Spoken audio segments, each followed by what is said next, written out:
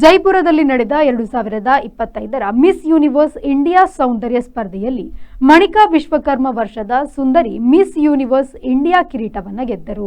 ಈ ಮೂಲಕ ಮಣಿಕಾ ವಿಶ್ವಕರ್ಮ ಅವರು ಥೈಲ್ಯಾಂಡಿನಲ್ಲಿ ನಡೆಯುವ 74ನೇ ವಿಶ್ವ ಯೂನಿವರ್ಸ್ ಸ್ಪರ್ಧೆಗೆ ನೇರ ಸ್ಪರ್ಧಿಯಾಗಿ ಆಯ್ಕೆಯಾದರು. ಅಲ್ಲಿ ಅವರು ಭಾರತವನ್ನು ಪ್ರತಿನಿಧಿಸುವ ಸುಂದರಿಯಾಗಿರುವರು. ಇದು ನಿಜಕ್ಕೂ ಅದ್ಭುತ ಭಾವನೆಯಾಗಿದೆ. ನನ್ನ ಪ್ರಯಾಣ ಅತ್ಯುತ್ತಮವಾಗಿತ್ತು.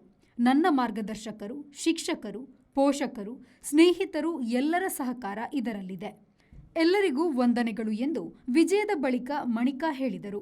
ಗಂಗಾನಗರದಿಂದ ಸಿದ್ಧತೆ ಆರಂಭವಾಗಿ ದಿಲ್ಲಿಯಲ್ಲಿ ಮುಂದುವರಿಯಿತು. ಆತ್ಮವಿಶ್ವಾಸ ತುಂಬುವಲ್ಲಿ ಹಲವರ ಪಾತ್ರವಿದೆ. ಎಲ್ಲರಿಗೂ ಧನ್ಯವಾದಗಳು ಎಂದು ಅವರು ಹೇಳಿದರು. Bureau report, V4 news, Jaipur. Contestant number 21, Manika Vishwakarma.